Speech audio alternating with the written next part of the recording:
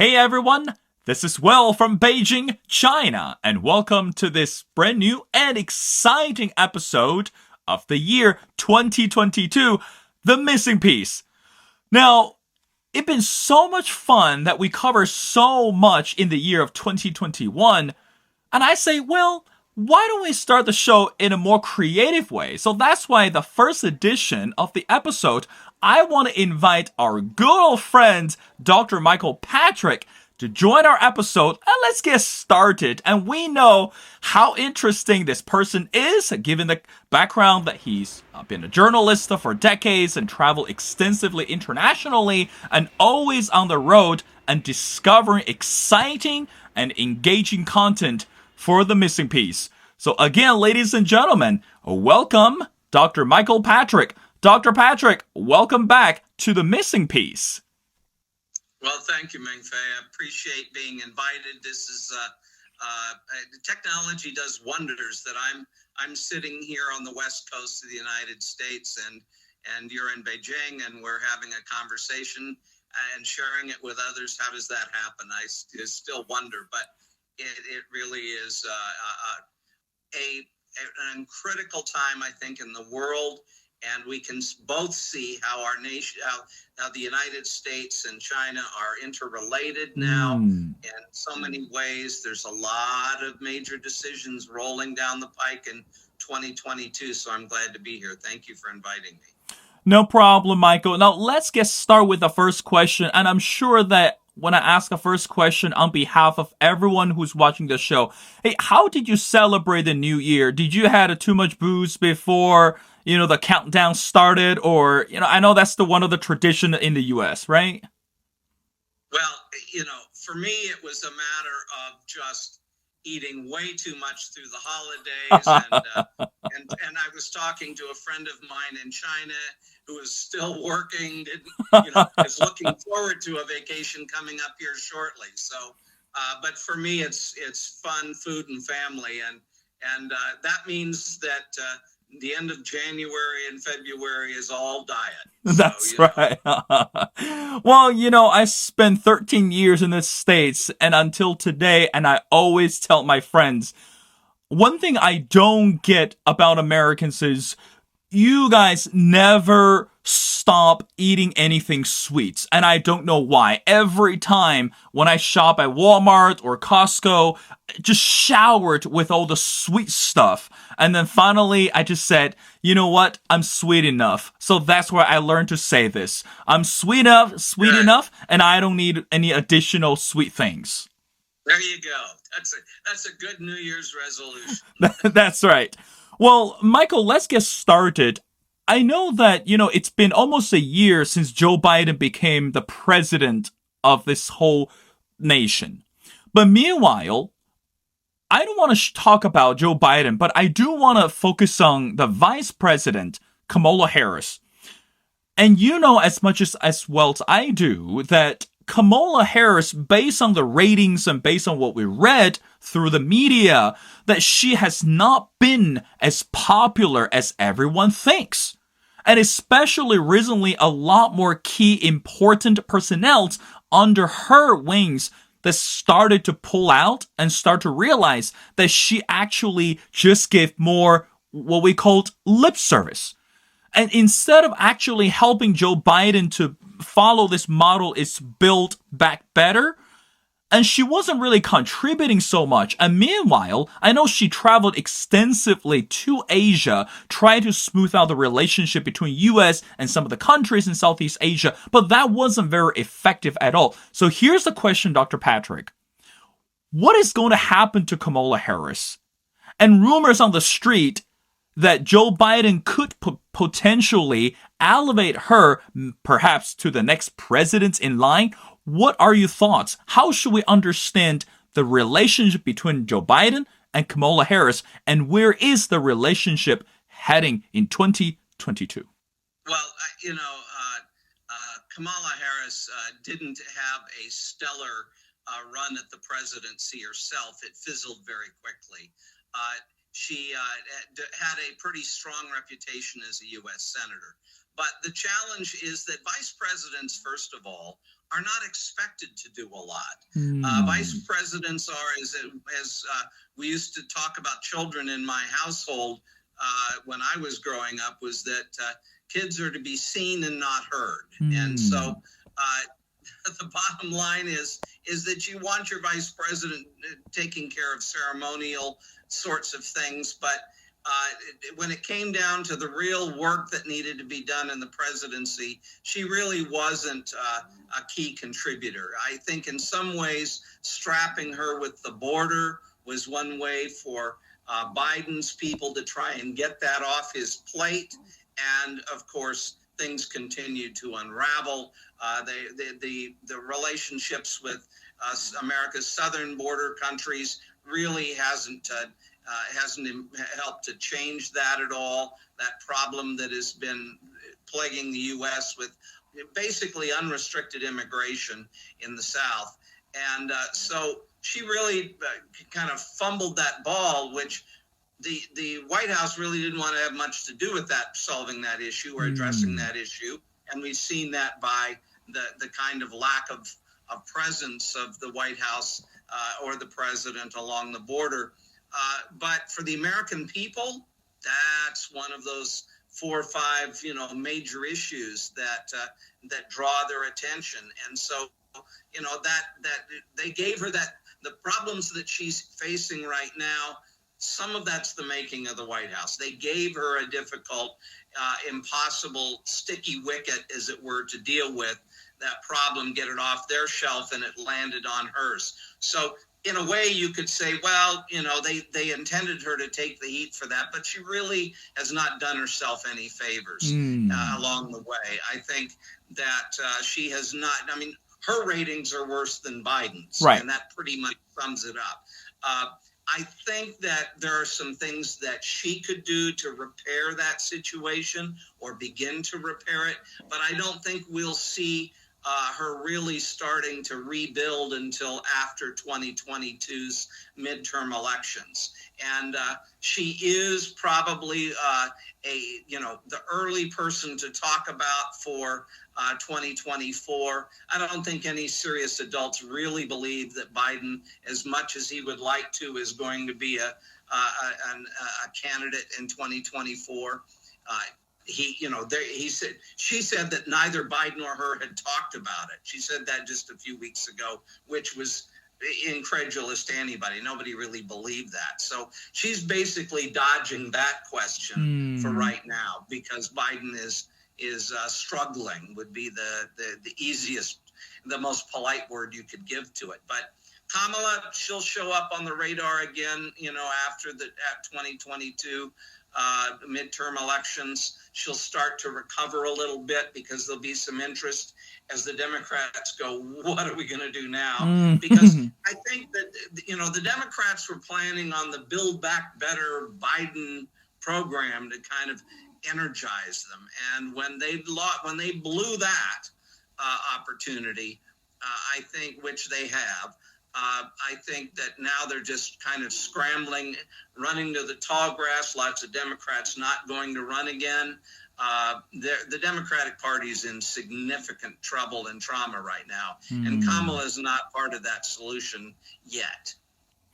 Well, Michael, you mentioned and agree with you that being the vice president, you're right.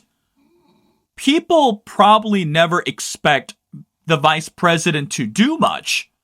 But meanwhile, remember, we never forget that during the presidential debate, Kamala Harris had a fierce debate with Joe Biden. I mean, they were actually, seriously, to put it figuratively speaking, is they were biting each other head off, and because Kamala Harris made Joe Biden look so bad. But meanwhile, when Joe Biden picked Kamala Harris to be the vice president, she was honored to accept the position, and right now they are working on the same page and they're living in the White House. So with that said, how does Kamala Harris build her credibility at this moment, even though she's the vice president and she's not expected to do very much, but she's still taking that role every day. She's still living there. And the second thing is, what about the general, the atmosphere among the people or the citizens in the U.S. to trust how this woman, remember, she's the first female vice president in history to help this president, Joe Biden. He's been fighting to become a leader for decades, and eventually the dream came true. So again, Dr. Patrick, how should Kamala Harris build her credibility? And if she's not that important, why did Joe Biden pick her at the first place? Well, I mean, her role on the ticket was to deliver certain demographics and certain votes. I mean, Joe Biden was trotted out to be kind of the moderate within the Democrats in a certain way, and entertain the progressive movement, but to guide more in the middle, and that's where presidents run. They run to the middle. But Biden failed completely to either try and build a coalition government. If you look at the votes for the presidency, the country was duly split. That kind of message as to what the president should do. The message is that he really needed to have governed in the middle and had a more moderate approach to his actual governing so that he could build coalitions. But Biden didn't possess those skill sets, nor did he or he chose not to exercise them. If you look back at Bill Clinton, he was able to build coalitions across the aisle. But what's happening has happened in the United States. Biden wasn't able to do that, and he governed really from the progressive side. It's like if you go visit somebody in their home and the kids are running wild around the house and you're trying to have a conversation, but the kids are stirring everything up, it's unpleasant. And the Democratic Party is in that position. They had progressives who did not have a mandate, but presumed they did, when really they were barely able to muster, 50 votes in the Senate with Kamala, which, by the way, is her role at this point, is to be that extra vote in the Senate to break ties or to help push them over the edge. But they've lost support since then, and as evidenced by the Build Back Better calamity. So, I think that the ground has changed. It was, Biden and who influences Biden's decisions and who, governs whether he can talk to the press or not, that kind of whole charade that goes on. The bottom line is that they did not govern in a coalition fashion. They did not build coalition, and they did not govern in the middle. And they chose to cater to the most radical ideas they could find. And that only started the barn fire. And it is now the Democratic Party is in serious trouble in not only 2022, but in 2024. So what they do now is problematic, whether on 4 or 5 critical issues. I don't see where Kamala plays a role in much of any of that, especially when her ratings are at historic lows for a vice president.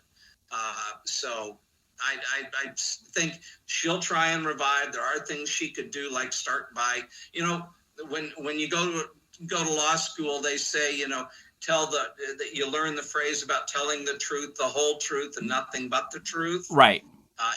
If people started doing that in the Democratic Party, they might stand a chance, but they would consider that a naive move. So that's why you see people like Meet the Press talking about something a year ago that nobody really wants to hear about anymore, except the people that live in the hive. And so they haven't made any decisions yet that could help turn it around in 2022. Or especially 2024 for them, in terms of addressing the issues that the American people are already voting on, getting ready to vote on, and will vote on in 2024, such as inflation, such as the military and Afghanistan, such as the southern border, and on and on. Dr. Patrick, since you're talking about American people's participation, and we do know, and we do care, not only the people in America, but also the citizen of the world, is looking forward to some changes in foreign policy from the American side. And we know that when Joe Biden became the president, either he promised so much, or he has not delivered any of the promises regarding foreign policy. For example, the relationship with China. And in 2021, one of the profound milestones that for those two countries is to two leaders actually engage in a virtual dialogue. So the Chinese President Xi Jinping and Joe Biden, they actually sat down virtually with each other, had a brief encounter, dialogue for a couple hours. But again, from the media side, it didn't really report much regarding the content. From the report, you could only tell it was diplomatic and both leaders were very nice and friendly. Now, let's get to the next part about China. Michael, you used to live in China for many years and you encountered Chinese citizens, and of course that as an international journalist that you pay attention to a lot of issues regarding China. As a Chinese national who's living in Beijing right now, I greatly care about where this country is heading next, especially in terms of not only with the US, but also with the world. With that said, also people believe that Chinese leader Xi Jinping is going to start his third term since he changed the constitution that there's no term limit for his presidency. With everything going on, Michael, what can we expect about China? Let's start with between China and US, and then we move on to the next couple countries. Well, if I think the meetings that took place between President Xi and Putin, for example, and recently Vladimir Putin in Russia, and with Joe Biden as president. I remember when the three of them were on the screen at one time, and Joe Biden had a mask on a virtual conversation, and I thought, okay, this pretty much sums up where we're at. From the point of view that Biden is really fairly swamped with what's happening domestically, and he hasn't been able to get traction and credibility internationally.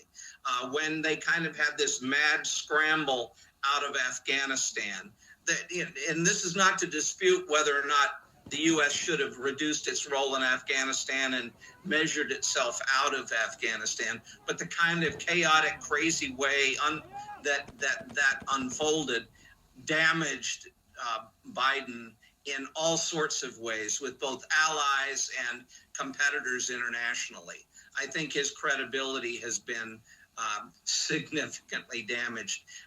He is effectively a lame duck president this year. People don't want to say it, but that's basically where it is. He can't muster the support in Congress to pass his signature piece of legislation, which was built over $1 trillion.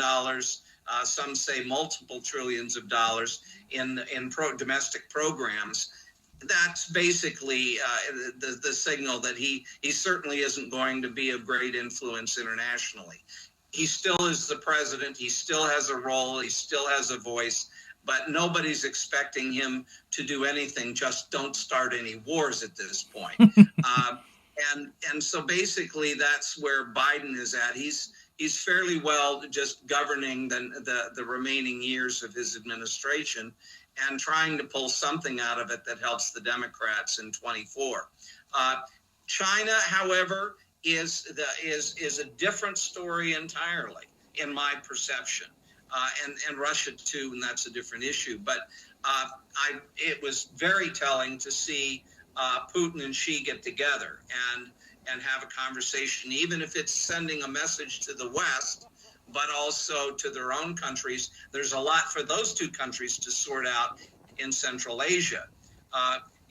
If we go back and we look at, the next 5 years for President Xi is really legacy building. And when we look at China, I think we need to look at the fact that the next 5 years is another piece in the puzzle for the Belt and Road Initiative, which is really, I think, his lasting work.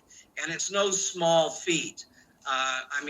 Much of the world, 60 countries, maybe 2/3 of the world's population have already in some way either committed to it or are showing express interest or getting involved. It is a huge project. And, if we look at just what happened in Afghanistan, President Obama invested like $10 billion in roads and pipelines in northern Afghanistan. That's all shifted now into China's control. And Hmm. so he was able to pull other people into that investment, which now China benefits from. China benefits from all of the minerals, and some of those are critical to all of the kind of environmental issues going on. That's another topic when we talk trade.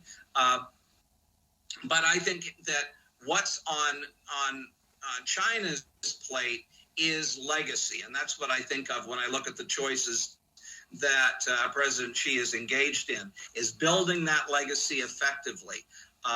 Issues like Taiwan and other and domestic issues. You know, when you and I talked before the election, and we were discussing what would be the impact of whether it was a Biden presidency or a Trump presidency. That's right. What difference would that make for China? What I said at the time was that you were going to get a lot of kickback about China in regards to, and this is before we knew anything about what COVID was going to do. Right. That you're going to get a lot of kickback in China over human rights and various what I call softer issues. Not that they're not important, but that's what would dominate the Western-driven news about China. You would not hear Westerners talking about dealing with the trade deficit. I mean, America spends 4 times what China does investing in China's trade, and you would not hear Westerners or Biden talk very much about that, and that's proven true. Most of the issues are social related issues that keep Biden busy, but it's really talk. And as I said at the time, he's going to kick China in the shins over some of these social issues and that are important in the world, and that's not to denigrate them. But he really wasn't going to get any of the serious work done on issues like trade and building out a pipeline across Central Europe, which, by the way, I think is critical with the China-Russia relationship. But I think he wasn't going to really address those. Trade would have been far more prominent of an issue with Trump. What comes next is a whole series of potential, it's complicated. It's one thing, somebody once said, when you're up to your hips in alligators when you start to drain the swamp. That's right. And certainly President Xi has his own internal issues and factions and that he needs to balance and work out, but he's building legacy. And I think that this is, as I said it when I was working in China, this century is China's century. And so he is a major part of the launch as China begins to look outward and move outward. I think these are the lasting issues, and Belt and Road Initiative is clearly a centerpiece of Xi's legacy, and that's what I expect will drive the coming year and relationships around the world. That means trying to keep a lid on some of these pots of problems that are out there and not letting the pot boil over, keeping track of North Korea, keeping track of a lot of other kinds of issues out there. And, there's a lot that gets a lot of attention, in the Western press, but that's not driving the overall train. I think Putin has Putin does too, but that President Xi has really got his focus on legacy, and that's what I expect to see a lot more of. There are opportunities for trade with China and the U.S. where some gains can be made this year, certainly as as America sorts out some of its issues. I'm actually now a little more optimistic than I have been about U.S.-China trade. Even I'm saying that at a time when people say, "Oh, the trade war's out of control," and all that. I actually am seeing the early signs of what I think can be some concrete progress in that. And I'm not an optimist, so by any means, but there's opportunity there. Michael, I have a question I want to ask. Couple years ago, I sat down with one of the North Korean experts. Towards the end of the conversation, I asked the expert one question regarding the relationship between Kim Jong Un and the South Korean President Moon Jae-in. And the one thing that I took away from the conversation, and I still remember today that he made crystal clear, Michael, he would say, the relationship between North Korea and South Korea, it's only pure this personal relationship of Kim Jong-un and Moon Jae-in. So in other words, we don't expect these two countries are going to reconcile, but we do believe on the personal level, these two leaders are more likely to become better friends. But coming back to what we say about Joe Biden and President Xi, correct me if I'm wrong, I don't even see any personal relationship between those two people. I mean, again, you think about it, in less than 50 days, China is going to hold this Winter Olympic, which is going to be another major milestone for China, even for the world. But meanwhile, we have read so much that the U.S. officials send a strong message to China that besides sending the athletes to China, no one else from the White House, no one else from the administration is going to attend this opening ceremony or is going to attend this Winter Olympic. I mean, you just had a virtual summit or a virtual conversation with the leader, and then meanwhile, as soon as the whole meeting was over, and you send this message across the continent, and meanwhile, any other countries, of course, they all join the U.S. as well to protest against this Winter Olympic. But again, if U.S. or Joe Biden continues to behave like this, there's even no personal relationship between those two people, don't you think? Well, it's exactly what I said before, that you could expect Biden to kick China in the shins, to use an American euphemism, over the softer human issues, such as the tennis player and other kinds of things that have led to issue. That this is exactly the kind of behavior I anticipated. Part of it is not to so much, he's not planning some amazing result in his relationship with China. Now, a lot of that is internal consumption in the West. That is for an internal consumption in the West. And this was what came with the territory when Xi was looking at a Biden presidency. This shouldn't be a surprise to anybody that this is the sort of disruption in the relationship that would take place. Meanwhile, China is continuing to grow, continuing to build. I mean, they got the $10 billion investment, you could say, in roads and infrastructure in Afghanistan when the U.S. pulled out and abandoned all that. I mean, we can look at progress that China is able to continue to make, and it's like Biden is basically spent his last nickel and as a lame duck president. So he's not a long-term problem for China. I mean, his son is a bit of a disruption Right. as Yeah. well. That's right.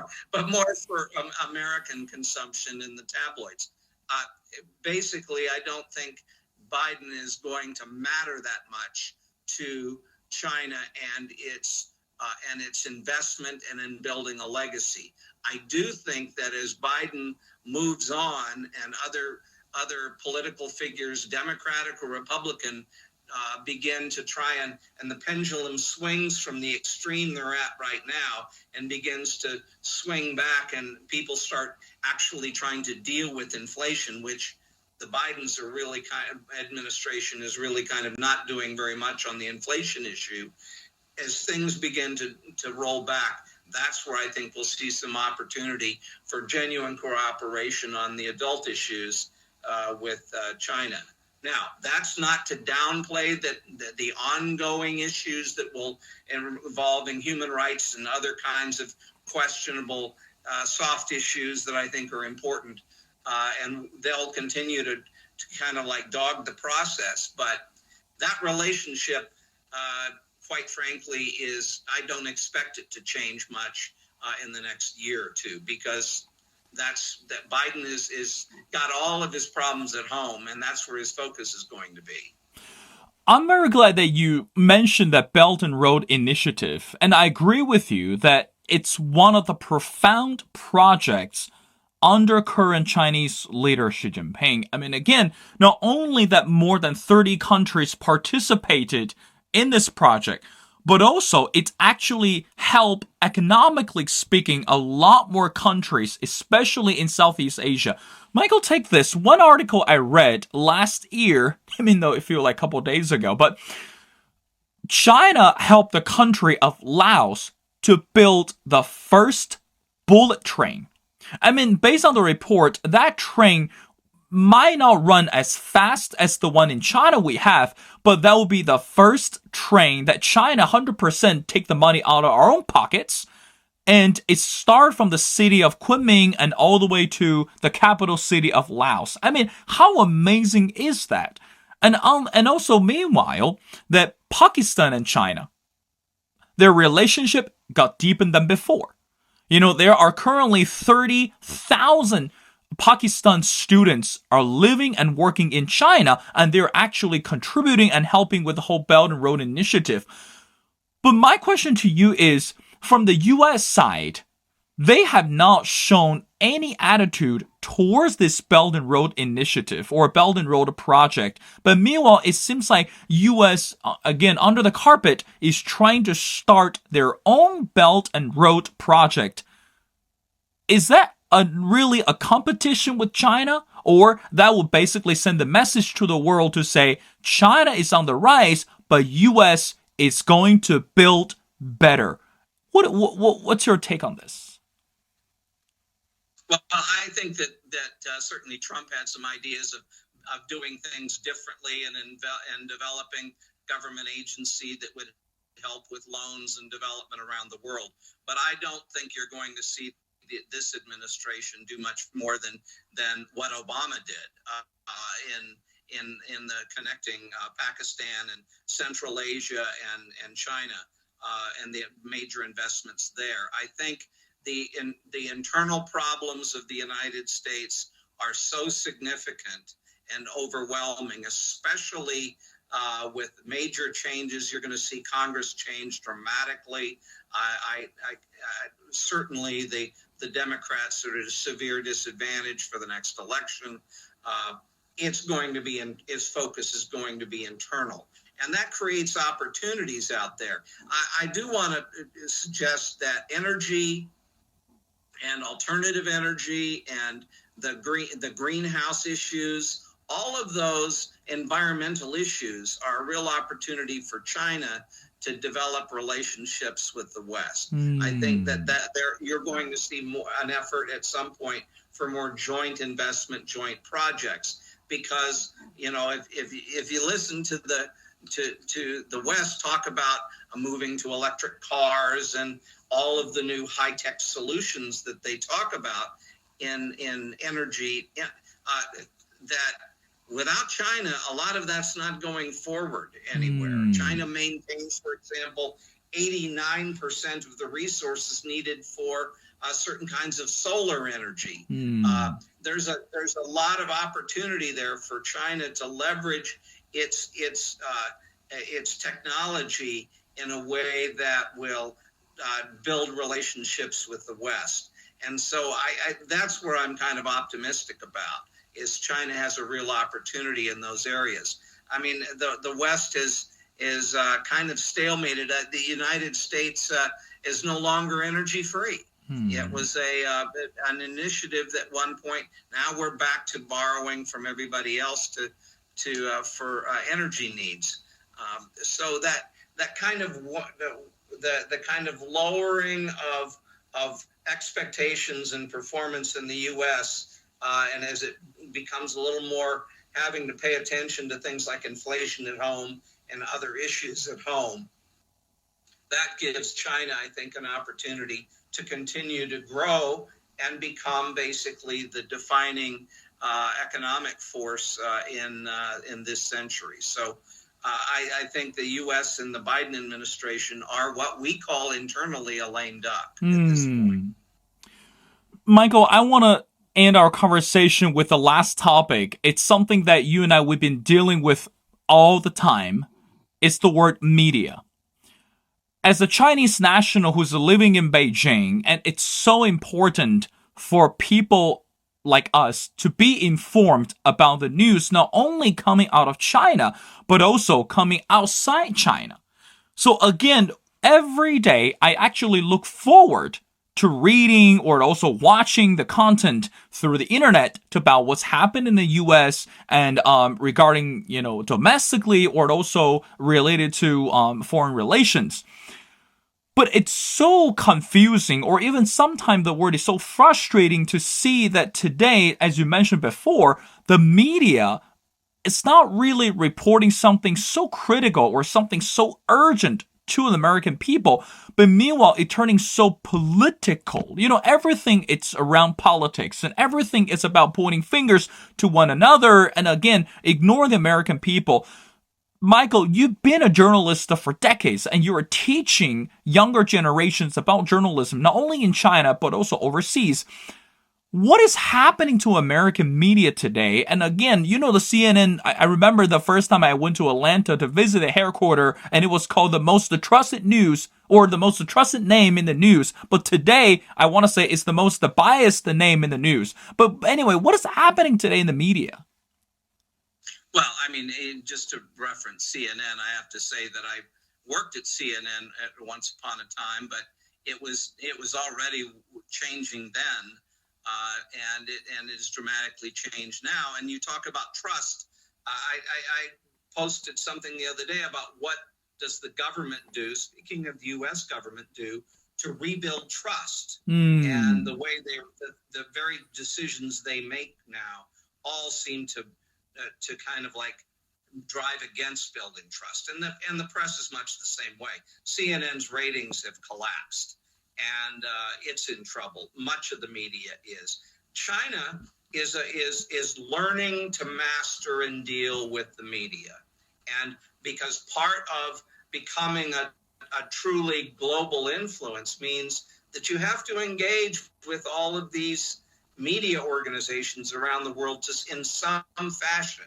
You have to find a way to deal with them. There are only about 7 major corporations that control all of the Western media. And dealing with that process of engaging with the media, I think that the Olympics is clearly one of those issues. Are opportunities for China to find ways to build influence.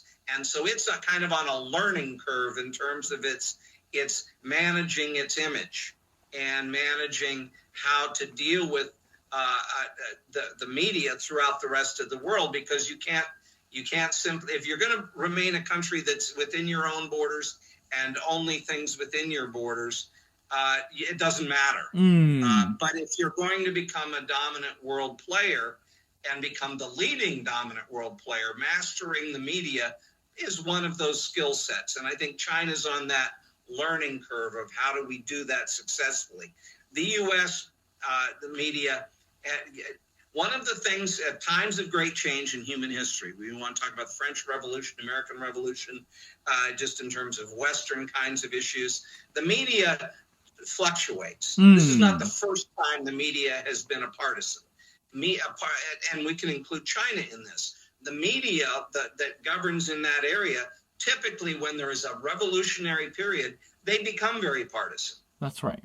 Because they are often on the leading edge of what changes. If we go back and look at the Mao period, media and communications played a vital role in that revolution. We can see the role that and so I see right now, in the United States, they are very partisan. This is a revolutionary period in the United States, and that's to be expected. Whether or not they will then regain their footing, I don't know. International news has been a disaster for decades in the U.S. because they pulled a lot of people out.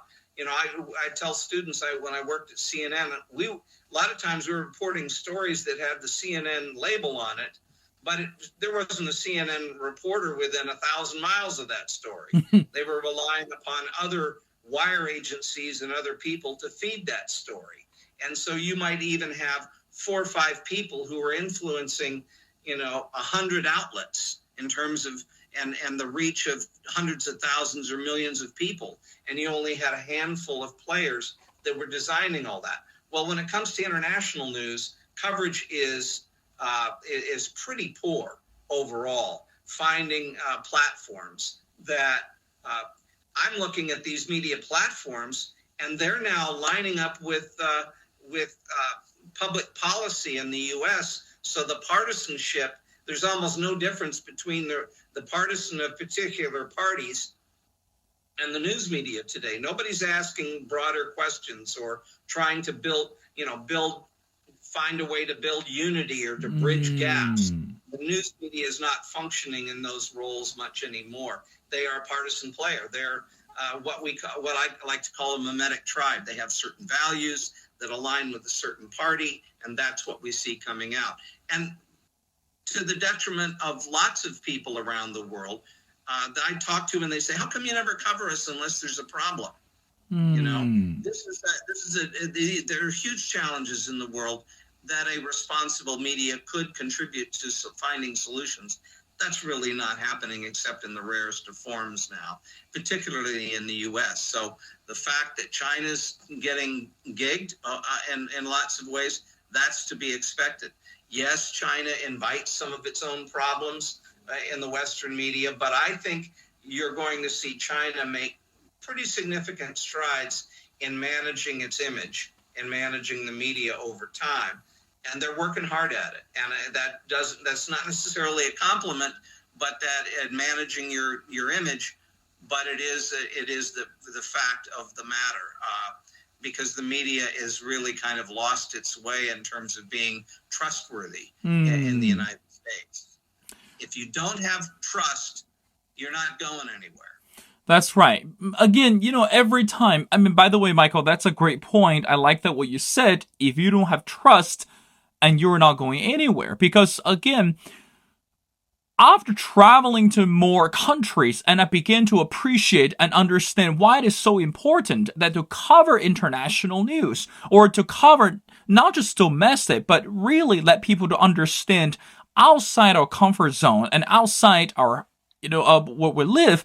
It's so important to pay attention to the people who are still suffering under under socialism or under communism or under however the system that you're running. But meanwhile, it's time to show our compassion and to show our love and kindness to other people and join the effort to find better solutions. So that's why, again, every time when I turn on the news and just to watch how the Americans media are actually leading or being the pioneers of finding solution or advocate for the justice, but I don't see anything at all, but instead it's all internal pollution or it's all internal chaos that make people, it's really hard to believe that America is still going to be a better country, or America is still going to be the role model for the world. And then, Michael, again, the last question is, how can America continue to set examples to the rest of the world and to believe this country, it's actually the best example for democracy, or this country is the best example for, humanity, or etc.? Well, you made a very good point. When you talked about the role of the media in terms of justice, trustworthy information, speaking up for the voice for the voiceless, right? The suffering going on around the world. When you have a lens, when you have a voice, when you have a platform as a media, you have a great responsibility to all of that. And it might not advance somebody's particular ambitions in Washington, but quite frankly, the media has a larger responsibility that it's not fulfilling. When they put Meet the Press goes back and does this kind of poor us conversation about a story a year ago, Trump's not on the stage, but they go back and they play that like that's the most important thing to kick the year off with. Think of all the voices that are not heard. Think of all the issues they could focus on that are not getting attention. It's not what you hear that is the problem. It is, because it's only typically one side of the issue. That's a problem in itself. Bias on, lining up, only supporting government policy on COVID or any number of those bias issues. It's what you're not talking about. It's when you prioritize the kind of entertaining nonsense that fills the front page of much of our news. There's stories you're not telling, and all around the world. There's much going on all around the world that's not getting attention. And people say, well, international news, nobody's interested. They're not interested because of the way you tell the story. That's right. And I think there's so much more that can be done if China is to really advance its image in the world and deal with the legitimate problems it has, and at the same time advance its image in the world, focusing on issues of helping people around the world becomes a critical way of accomplishing that. Why? Because so many Western journalists have left the field. They're not covering these stories very much anymore. So when China's investment in, say, the Pakistan gas pipeline and road construction, there's some positive things going on in the world.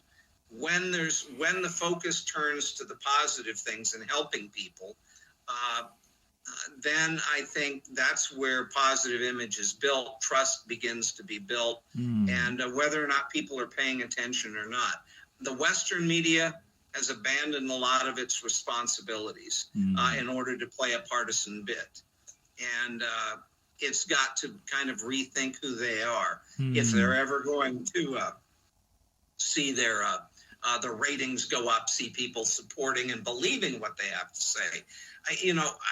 We deal with COVID in the United States, and I see the administration struggling to get people to trust them. That's to right. Use that as an example, but they're doing the very things that keep people from trusting them, and they're saying the things, and the media is reporting in a way that nobody can trust them anymore because they don't tell the truth.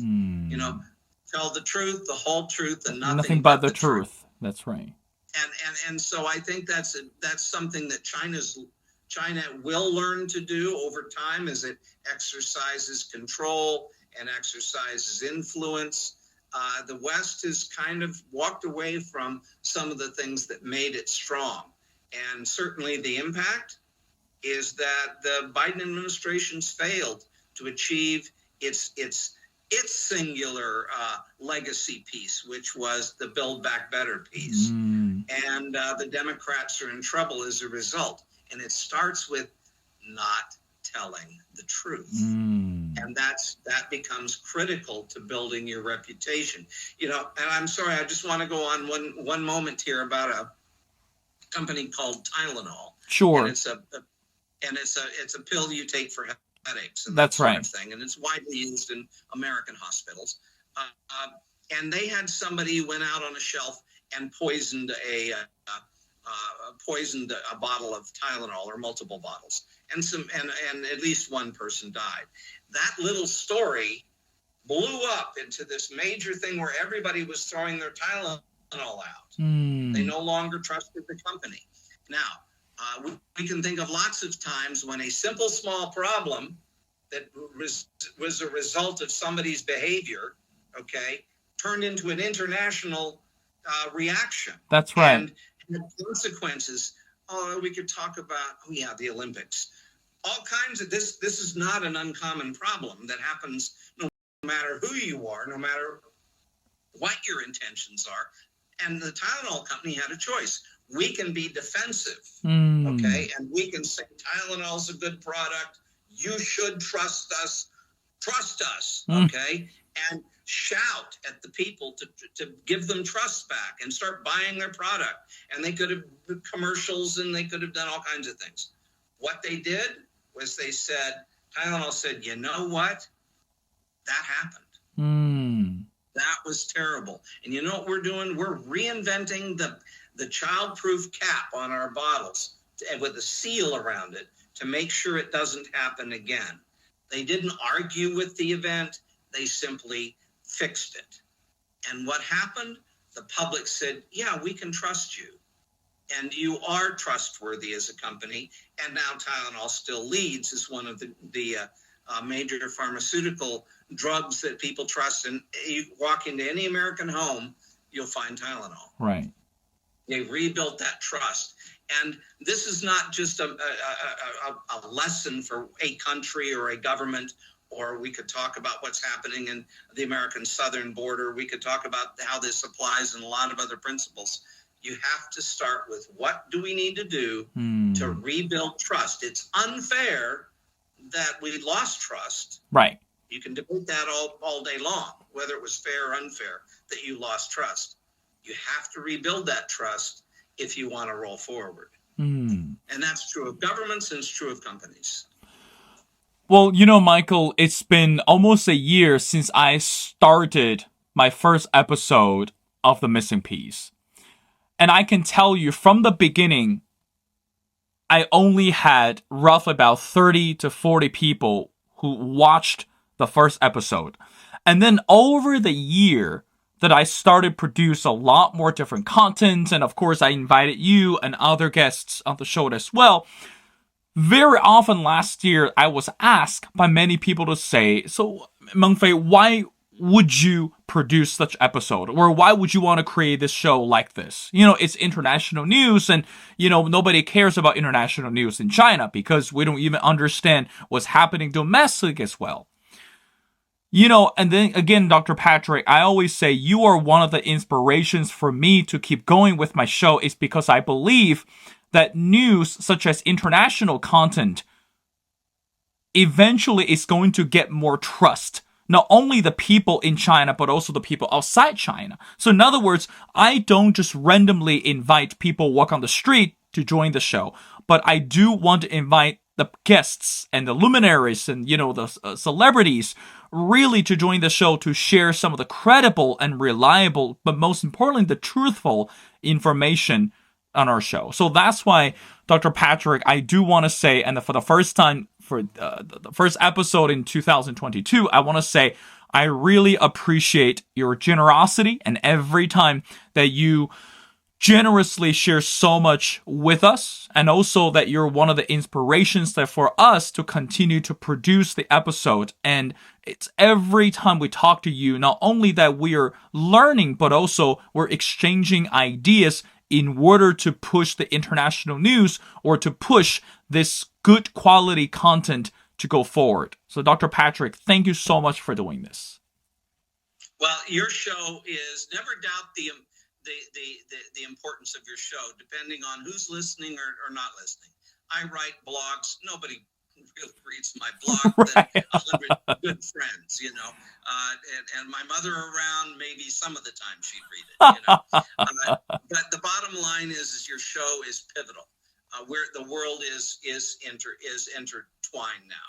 We see that things go on in one part of the planet. It has an effect, at least a butterfly effect, as they call it, somewhere else. And so the world definitely, the fact we're communicating halfway around the world with each other makes that clear. And so your show is a litmus test of where things are going and has a message for people that are listening. And I think that it's an important show. It's critical kind of show. If I were in China and trying to influence the media, I'd want to have 1,000 of you out there talking about real issues, making connections. And it's not whether everybody is in line or not. It's about, are you communicating? Is your brand out there? Are you making an impression? And building all those little relationships all around the world. You deliver a message that is vital, and it comes from who you are as a journalist. And I think it's absolutely vital for China's future and for everyone else who's interested in China. They need to be paying attention to your show because you're carrying and doing work that wouldn't get done, and you are significant. Your show is significant to that, where the world will be in 5 to 10 years particularly. So I really value highly being able to chat with you and say hello to my friends in Beijing at the same time.